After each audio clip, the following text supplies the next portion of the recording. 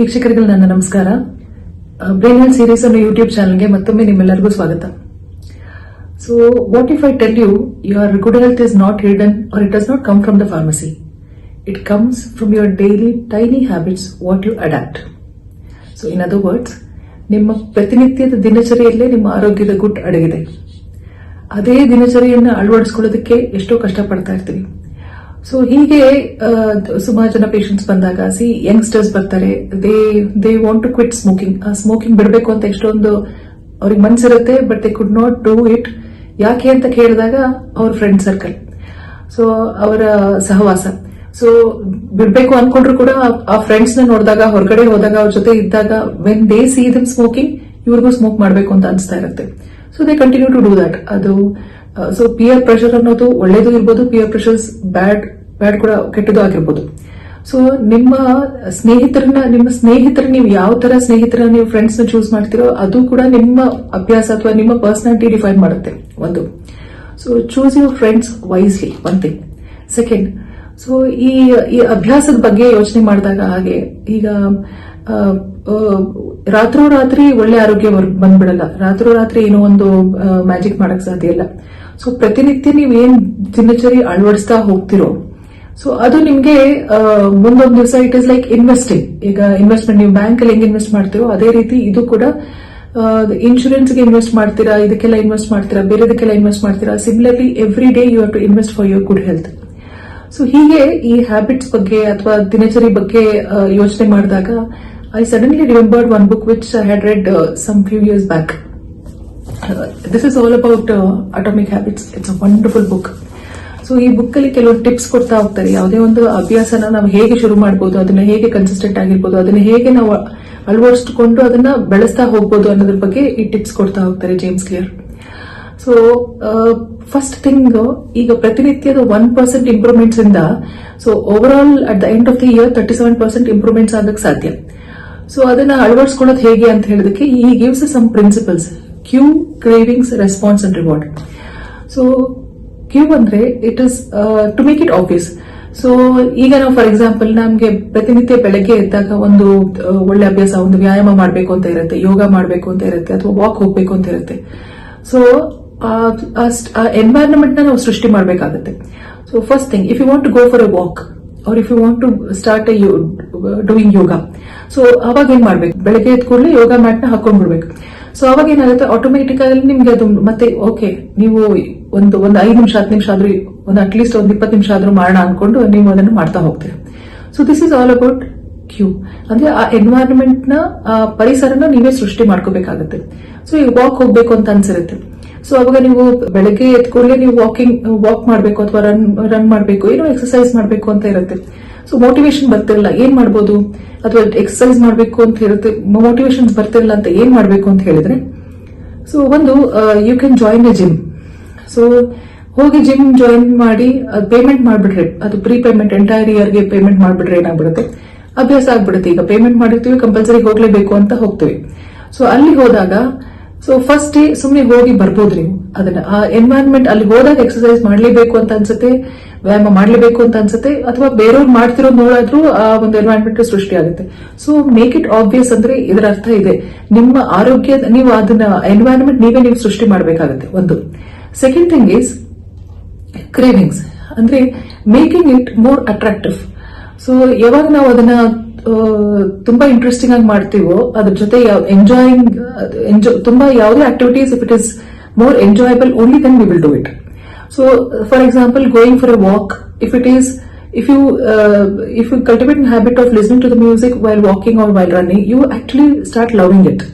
So ಅದು ನಿಮಗೆ ಒಂದು ಇಂಟ್ರೆಸ್ಟ್ ಕೊಡುತ್ತೆ. ಸುಮ್ಮನೆ ವಾಕ್ ಮಾಡೋದು ಬೇಜಾರಾಗುತ್ತೆ, ಸುಮ್ಮನೆ ಓಡೋದು ಬೇಜಾರಾಗುತ್ತೆ, ಸುಮ್ಮನೆ ಎಕ್ಸರ್ಸೈಸ್ ಮಾಡೋದು ಬೇಜಾರಾಗುತ್ತೆ ಅಂತ ಹೇಳಿದಾಗ, ಸೊ ಒಂದು ಮ್ಯೂಸಿಕ್ ಹಾಕೊಂಡು ಮಾಡಿರೋದ್ರಿಂದ ಅದು ನಿಮಗೆ ಇಂಟ್ರೆಸ್ಟಿಂಗ್ ಅನ್ಸುತ್ತೆ, ಪ್ರತಿನಿತ್ಯ ಮಾಡಬೇಕು ಅನ್ಸುತ್ತೆ. ಒಂದು.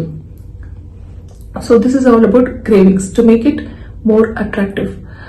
ಸೊ ರೆಸ್ಪಾನ್ಸ್ ಅಂದ್ರೆ you have to make it more easy. So ಅವಾಗ ಮಾತ್ರ ನೀವು ಆಕ್ಷನ್ ತಗೊಳಕ್ ಸಾಧ್ಯ. You have to take an action, ಅದನ್ನ ಈಸಿಯಾಗಿ ಮಾಡ್ಬೇಕು. ಸೊ ಫಾರ್ ಎಕ್ಸಾಂಪಲ್, ಜಿಮ್ ಹೋದ್ ಕೂಡಲೇ ಫುಲ್ 1 hour ಫುಲ್ ಸ್ಪೆಂಡ್ ಮಾಡಿ ವರ್ಕೌಟ್ ಮಾಡಿ ಮಾಡಕ್ ಆಗ್ಲಿಲ್ಲ ಅಂದ್ರೂ ಕೂಡ, ಸೊ ಕನಿಷ್ಠ ಪಕ್ಷ ಒಂದು ಒಂದು 10 ನಿಮಿಷ ಆದ್ರೂ ಏನಾದ್ರು ಮಾಡ್ಬೋದು. ಅಥವಾ ನೀವು ವ್ಯಾಯಾಮ ಮಾಡ್ಬೇಕು ಅಂತ ಡಿಸೈಡ್ ಮನೆಯಲ್ಲೇ ಮಾಡಿರುವಾಗ ಒಂದು 50 ಪುಷಪ್ಸ್ ಮಾಡಕ್ಕಾಗಿಲ್ಲ ಅಂದ್ರೆ ಅಟ್ಲೀಸ್ಟ್ ಒಂದು 5 ಪುಷಪ್ಸ್ ಮಾಡ್ಬೋದು.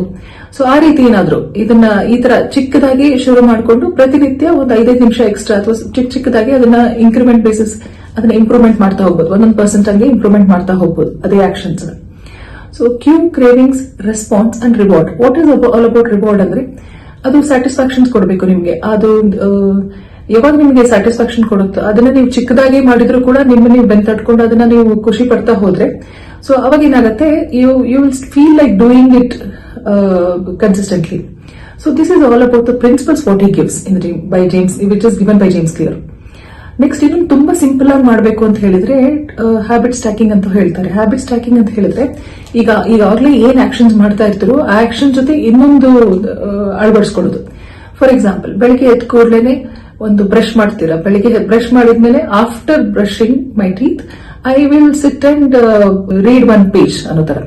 ಸೊ ಅಥವಾ I will do meditation for 5 minutes. ಅದಕ್ಕೆ ಒಂದಕ್ಕೊಂದು ಜೊತೆಗೆ ಮಾಡುವಂತ ಅಭ್ಯಾಸ ಇಟ್ಕೊಳ್ಳೋದು. ಈಗ ಬೆಳಿಗ್ಗೆ ಎದ್ದು ಬ್ರಷ್ ಮಾಡಿದ್ಮೇಲೆ ಒಂದು 5 ನಿಮಿಷ ಮೆಡಿಟೇಷನ್ಸ್ ಮಾಡೋದು ಅಂತ. ಸೊ ಈ ರೀತಿ, ಅಥವಾ ಬೆಳಿಗ್ಗೆ ಎದ್ದು ಒಂದ್ ಕಪ್ ಕಾಫಿ ಜೊತೆ 1 ಪೇಜ್ ಏನಾದ್ರೂ ಓದ್ಬೇಕು ಅನ್ನೋದು. ಸೊ ಜಾಸ್ತಿ ಒಂದು 50 ಪೇಜ್ ಓದಿಲ್ಲ ಅಂತ ಹೇಳಿದ್ರು ಬಿಗ್ ಗೋಲ್ಸ್ ಇಟ್ಕೊಳ್ಳೋದಕ್ಕಿಂತ ಒಂದು ಚಿಕ್ಕದಾಗೆ ಇಟ್ಕೊಂಡು ಅದನ್ನ ಪ್ರಾಕ್ಟೀಸ್ ಮಾಡ್ತಾ ಹೋದಾಗ ಏನಾಗುತ್ತೆ, ಅದು ನಿಮ್ಗೆ ಮಾಡೋಕ್ಕೆ ಸುಲಭ ಕೂಡ ಅನ್ಸುತ್ತೆ.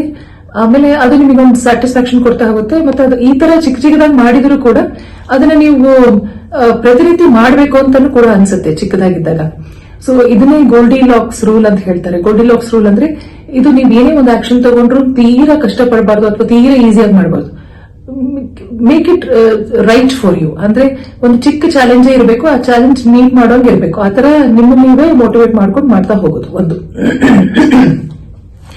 ಸೊ ಈ ರೀತಿ ಇಷ್ಟೆಲ್ಲ ಪ್ರಿನ್ಸಿಪಲ್ಸ್ ಕೊಟ್ಟಾಗ ಈಗ ನಮ್ಗೆ ಎಷ್ಟೊಂದು ಪೇಷಂಟ್ಸ್ ಬಂದಾಗ ಇದನ್ನ ಹೇಳ್ಬೇಕು ಅಂತ ಯಾಕೆ ಅನಿಸ್ತು ಅಂತ ಹೇಳಿದ್ರೆ, ಸೊ ಎಷ್ಟೋ ಜನಕ್ಕೆ ಇರ್ತಾರೆ, ಎಜುಕೇಟೆಡ್ಸ್ ಇರ್ತಾರೆ, ಬರ್ತಿರ್ತಾರೆ, ಅವ್ರಿಗೆ ಹ್ಯಾಬಿಟ್ಸ್ ಬಿಡಬೇಕು ಅಂತ ಅನಿಸ್ತಾ ಇರುತ್ತೆ, but they finding it difficult to leave it. So ಅವಾಗ ಯು ಅಪ್ಲೈ ದಿಸ್ ಪ್ರಿನ್ಸಿಪಲ್ಸ್. ದೊಡ್ಡದಾಗಿ ಮಾಡಿಲ್ಲ ಅಂತ ಹೇಳಿದ್ರು ನಾವು ಚಿಕ್ಕದಾಗಿ ಮಾಡ್ತಾ ಹೋಗಿ 2 minutes ರೂಲ್ ಕೊಡ್ತಾರೆ. ಅಂದ್ರೆ 2 ನಿಮಿಷ ಆದ್ರೂ ಮಾಡಿ ಕನಿಷ್ಠ ಪಕ್ಷ. ಈಗ ಫುಲ್ 1 ಪೇಜ್ ಒಂದು 10-20 ಪೇಜಸ್ ಓದಕ್ಕಾಗಿಲ್ಲ ಅಂದ್ರೆ ಅಟ್ಲೀಸ್ಟ್ 1 ಪೇಜ್ ಓದಿ. ಈಗ ಒಂದು ಕಂಪ್ಲೀಟ್ 1 hour ವಾಕ್ ಮಾಡಕ್ಕಾಗಿಲ್ಲ ಅಂದ್ರೆ at least go for 10 minutes walk. So ಈ ರೀತಿ ಇದೊಂದು ಚಿಕ್ಕದಾಗಿ ಶುರು ಮಾಡಿದಾಗ ಏನಾಗುತ್ತೆ, ಒಂದು ಇಂಟ್ರೆಸ್ಟ್ ಬರ್ತಾ ಹೋಗುತ್ತೆ. ಅದು ಸ್ಟಾರ್ಟ್ ವಿತ್ 2 minutes ಅಂತ ಹೇಳ್ತಾರೆ, 2 minutes ರೂಲ್. ಸೊ ಚಿಕ್ಕದಾಗಿ ಶುರು ಮಾಡಿ ಅಟ್ಲೀಸ್ಟ್ 2 ನಿಮಿಷ ಮಾಡೋದು. ಆ 2 ನಿಮಿಷದಿಂದ 4 ನಿಮಿಷ, 4 ನಿಮಿಷದಿಂದ 6 ನಿಮಿಷ, ಅದೇ ರೀತಿ ಅದನ್ನ ಎಕ್ಸ್ಪೋನೆನ್ಷಿಯಲಿ ಮಾಡ್ತಾ ಹೋಗ್ಬೇಕು ಪ್ರತಿನಿತ್ಯ. ಸೊ ಈ ರೀತಿ ಚಿಕ್ಕದಾಗಿ ಶುರು ಮಾಡಿದಾಗ ನಿಮ್ಗೆ ಈಸಿಯಾಗಿ ಮಾಡ್ಕೊಂಡಾಗ, ಅದನ್ನ ಸ್ವಲ್ಪ ಅಟ್ರಾಕ್ಟಿವ್ ಆಗಿ ಮಾಡಿದಾಗ, ಸ್ಯಾಟಿಸ್ಫೈಯಿಂಗ್ ಆಗಿ ಮಾಡಿದಾಗ ಏನಾಗುತ್ತೆ, ಆ ಅಭ್ಯಾಸ ನಿಮ್ ಜೊತೆನೇ ಇರುತ್ತೆ. ಸೊ ಇದೇ ರೀತಿ ಕೂಡ it applies to the bad habits also.